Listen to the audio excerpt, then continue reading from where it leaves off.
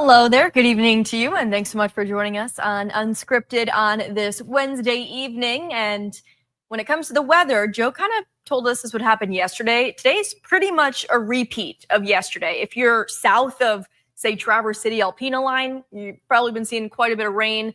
If you're north, it's been pretty dry. So, Joe, are we going to go for the three-peat and have our Thursday be similar? Yeah, well, in a sort of way, yeah. Only the rain is going to shift from the south more to the east. Okay. So we're kind of moving things around here coming up. But still some rain in the forecast. The clouds definitely hanging on for a couple more days, actually. And it's been cool, too. That's the other thing. Some spots say we're almost 20 to 25 degrees below normal for this time of the year. 40s were normal in like early April, but now, we should be closer to 70. So we'll take a look at when we start warming back up and when some of that rain does wind down coming up a little later. All right. Thank you so much, Joe. Our top story tonight, since the closure of the Pines, a homeless encampment in Traverse City, people living there have relocated. Some went to shelters, others just left the area completely, but some appear to have gone to other township or city parks. And one area of concern is a potential increase of campsites is around the Boardman Lake Loop.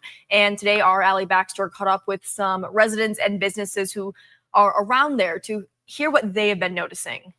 Number of homeless in the park has increased. I mean, it's noticeably increased. Tom Roop is the president of Traverse Area Community Sailing. The organization has been located here on Boardman Lake for 31 years. It's such a great community, and I know that we can just make it better for the people who are in this situation of having to live in a park. Tom says the organization's boathouse and pavilion usually see an increase in activity during the summer months. This year, he says there's more homeless individuals in the park than before. The people who work at our camp do a cleanup before any of these events or any of the practices or whatnot. So, and we track what that, how many hours that they do that. And the hours have increased. My neighbor's daughter was waiting to be picked up from her middle school sailing practice when just feet away, a group of grown men are openly using drugs, sticking needles in their arms in plain sight. And the gas station on 8th Street recently had its glass door violently kicked in. So these are not isolated events. They reflect a growing pattern that's making families and business owners feel increasingly unsafe in the heart of the city. Megan Wick is a parent and member of the Community Cares Coalition. They're advocating for a future 24/7 homeless shelter. She says she believes there's a daytime shelter gap. So without support or places to go, individuals in crisis are spending their days in public spaces. And not because they want to, but because they have no other options. One of those public spaces may be Hall Park, next to Tom and the sailing organization. Tom says there's been more police presence recently. He says he was told by city police they placed cameras in the area. We're all trying to share this same park. It's not a like, you got to get out of the park kind of thing. It's a community park. It's not our park. It may not be one person's park, but some say they would like to feel more safe in the area. I know people that won't go to the library anymore or take their children there. Women that don't want to walk the trail, the beautiful loop that we just completed around the Boardman Lake not too long ago. I think that's unfortunate. I think that we can do both things. We can provide resources for people that are experiencing homelessness, and we can also make our community safer. In Traverse City, Allie Baxter, UpNorthLive News. And we did reach out to city police to ask about their enforcement approach, but we did not hear back by airtime. Well, we are continuing our coverage in the aftermath of the late March ice storms. The DNR still working to clean up debris in state parks and forests, but some trails, they're going to stay closed for a little bit longer while RVs have returned to some campgrounds. Our Daniel Zivian has the full story.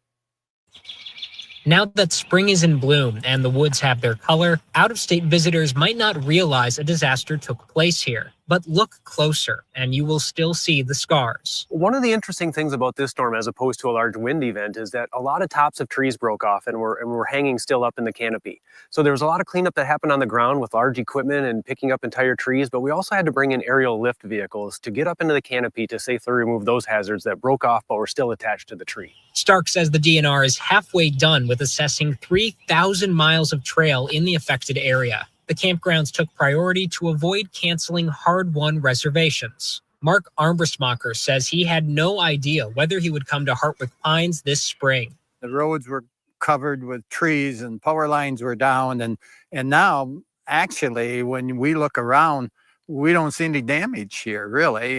There's a lot of new amenities. The new electrical hookup is great. That doesn't have anything to do with the storm, but still, everything is cleaned up. The lots are clean. The roads are clean. It's back to normal. You know, it's very hard to prepare for the unknown, and we have definitely learned things as we've gone through the cleanup. You know, it didn't just affect one park or one county, but it's been over such a wide region that, you know, we really just hope that everybody has patience as we work very hard to make sure that we can safely reopen all these amenities to the public.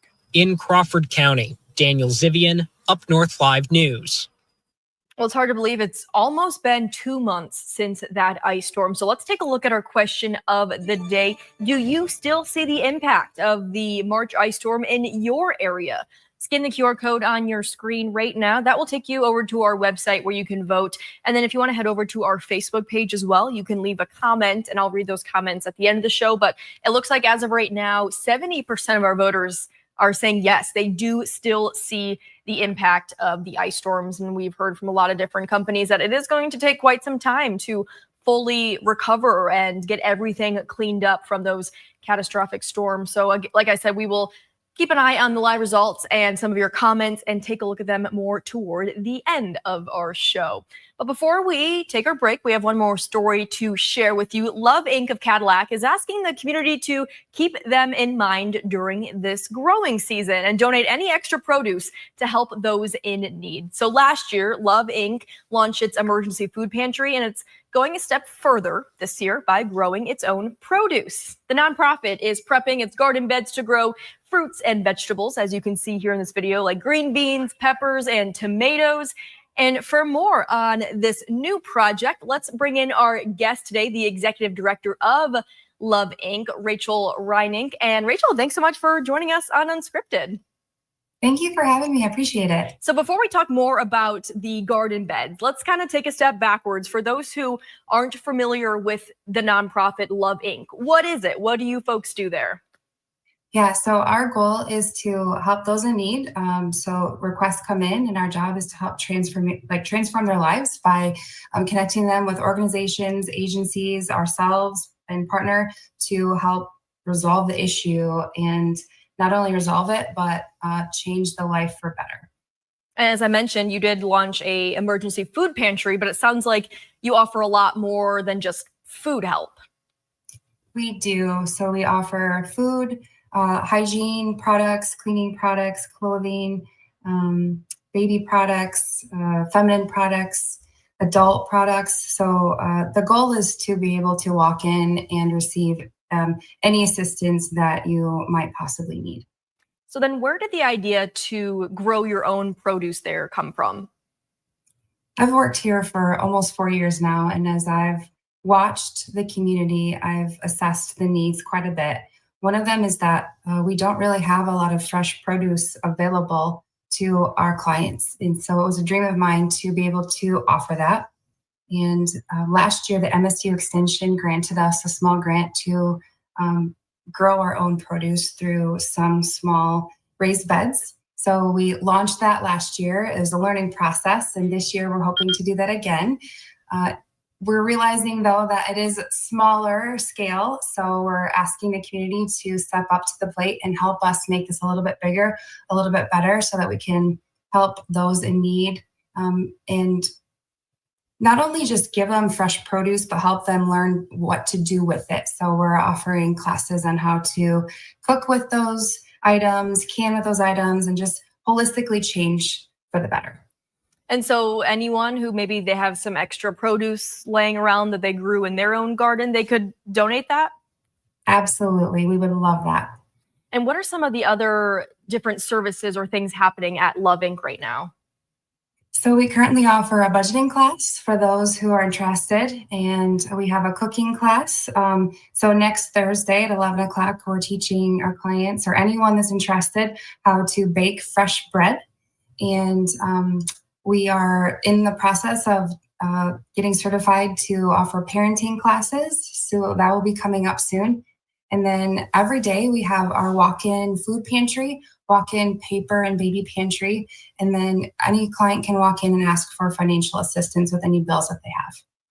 And Rachel, we know that right now it seems like more people are struggling than ever when it comes to just trying to get by financially. And for a lot of people, it can be hard to ask for help. I think a lot of people think like, I have to do this on my own. It looks maybe weak if I ask for help, but that's what organizations like Love Inc. are there for. You are there to help people. So if anyone watching right now is maybe in a position where they could really use some assistance, but they are a little hesitant to reach out and ask for help, what would you tell them? I want to tell them that there's not a single person on this planet who hasn't needed help. Need is need, and it's a universal experience. So I think it's actually incredibly brave to ask for help. So please reach out and make the phone call, walk through the door. We get it. We've been there ourselves, and it's our job and our honor to be able to walk alongside you to help you in whatever space, whatever time you're in. And if people do want to reach out, where are your locations? How can they get a hold of you? So we have a phone number to call. It's 231-779-1888, or they can walk into our Cadillac location that's located at 753 Sunnyside Drive here in Cadillac. All right, Rachel, thank you so much for joining us on Unscripted and sharing a little more about what you do at Love Inc. with us and the entire community. And we look forward to hearing how your gardens end up turning out this year. But before we do take a quick break, one more story to share with you. A new edition of Exploring Michigan takes us to Southwest Michigan. We're going to explore some pretty cool different nature preserves with meteorologist Will Haney. Many Michiganders will tell you there's something about a trip to the Big Lake. Pilgrim Haven Natural Area, located between South Haven and Van Buren State Park, is the perfect place to reset. Majority of the people that come out here, they want to be by the lake.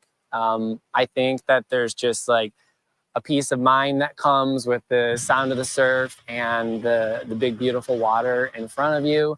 Whatever draws you outdoors, the Southwest Michigan Land Conservancy wants to protect it. Mitch Leto is the nonprofit's director of conservation and stewardship. It's protecting land for a variety of different reasons, whether it's for endangered species, for the water quality of all the rivers, lakes, and streams that we share, fish, and recreate in, or whether it's, preserving public access for people at places like we are now to be able to come to for free and just have access to the outdoors and really enjoy this beautiful place that we live in. The Land Conservancy owns, maintains, and protects 58 preserves throughout their 9-county region. Pilgrim Haven is one of the 18 open and free to the public. We're also always thinking about where the next public access preserve might be and what parts of our service area maybe don't have great access to nature. Pilgrim Haven is a fantastic destination to just take in Lake Michigan's natural beauty. Maybe even do a little rock hunting while you're at it. But if you're looking for something totally different, head over to Allegan and check out the Armentrout-Milbacher Nature Preserve. Here you'll find a 2.5-mile trail that's crushed stone. It winds right along the Kalamazoo River, providing some scenic views.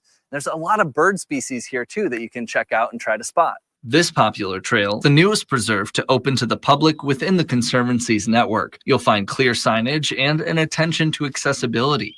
Leto credits volunteers with helping to maintain these beautiful spaces. We have an army of volunteers and they're really inspiring, and seeing them go out and take ownership over these places, it's really deeply fulfilling to me to see that spirit of stewardship catch on in other people.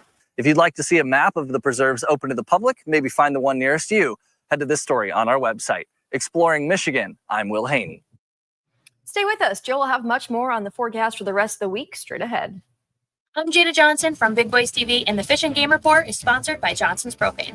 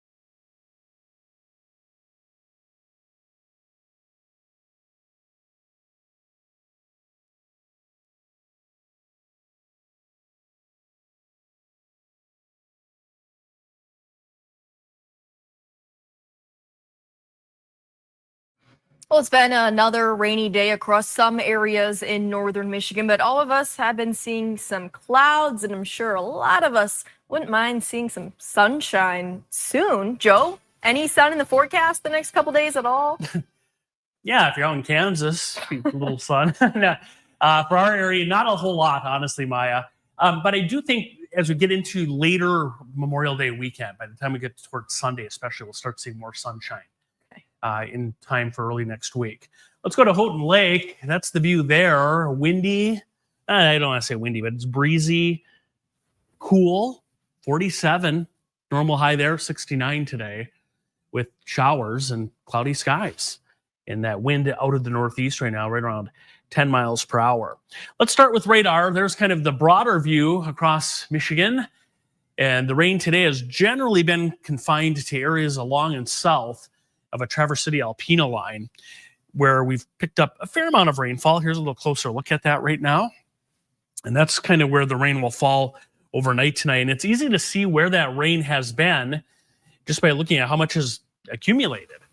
Had over a half inch at Cadillac and Houghton Lake, almost 3/4 of an inch at Manistee, and Ludington over an inch of rain over the past 24 hours. And then you draw a line there from, Bel Air to Alpena. North of that line, nothing. It's been dry for the northern half of our viewing area. The reason for the rain, it's this area of low pressure, which sits in Ohio tonight. This is going to kind of spin east of us. And as long as this is kind of nearby, we're going to be kind of stuck under the clouds and some of these showers for the next day or two. And as we mentioned, it is cool too under the clouds. It's in the 40s. where we've had a little sun trying to peek through. It's actually been warmer up north right now. The warm spot, not always the case, but tonight it's Pellston, where right now the temperature there is at 60 degrees. All right, here's what we expect to happen. There's the showers tonight. The focus tomorrow will shift more east of I-75, right there. So it's tomorrow afternoon, pretty cloudy, maybe a little sun near Lake Michigan. Showers Thursday night. Yeah, same thing on Friday. But a little more rain likely again to the east of the interstate. Here's a little better look at the accumulation, the forecast. And the blue shaded areas, we're talking Alpena. You might pick up close to a half inch of rain. They're around Spruce, perhaps Posen, and then less as you get closer to Lake Michigan. A couple events going on, the Bayshore Marathon in Traverse City. Generally cloudy for that. Maybe some sun in the afternoon, we'll see. 40s, eventually into the 50s there. That's Saturday in Traverse City and Memorial Day weekend right now. Kind of cloudy Saturday, Sunday, maybe a pop-up shower. Memorial Day is Monday and warmer, 65 to 70. It looks quiet. And there's our extended forecast. So a lot of clouds through Saturday, but Maya, as we get into Sunday and beyond, clouds depart and we start warming back up a little bit too. Good. Yeah, for sure. Great news. All right. Thank you, Joe. Let's take a quick break, but we'll bring in sports director Harrison Beebe for your latest sports report coming up next.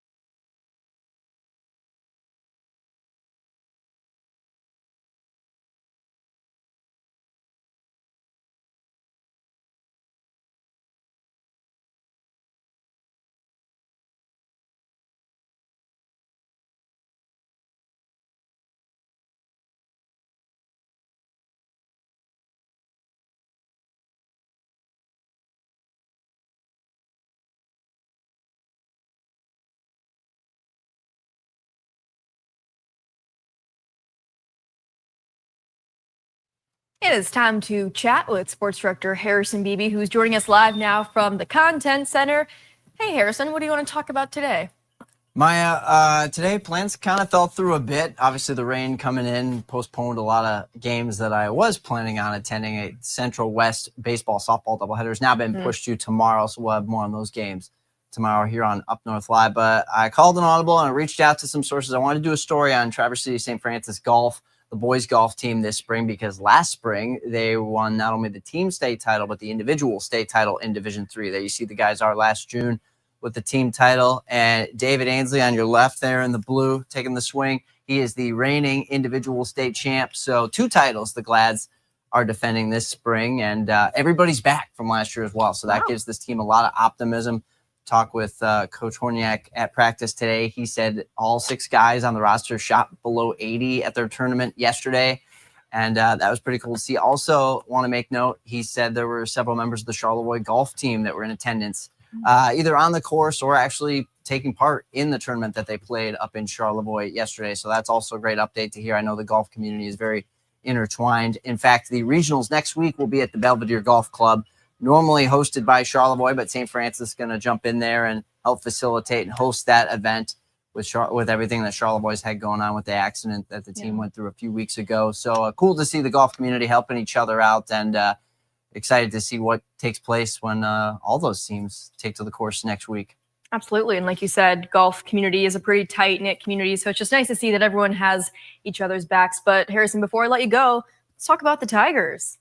Yeah, won again this afternoon, and a nice win to get over St. Louis after that ugly loss on Monday night. I mean, we almost, I don't want to say we jinxed them, but 2 days ago we were heaping their praises, talking them up pretty good. And then 11-1, they fell behind before losing 11-4 on Monday, but they bounced back, taking yesterday and today's game. And big one this weekend, Mike, at the Guardians for 4 straight. That Cleveland series, we remember that they beat us in the playoffs last fall. And it always seems like the Guardians are like that tough team for the Tigers to beat in the division. So 4-game series starting at Comerica tomorrow night. The rivalry is real. All right. Thanks so much, Harrison. Let's take our last break, but we will come back in just a few minutes, take a look at the live results for our question of the day, and read a few of your comments straight ahead.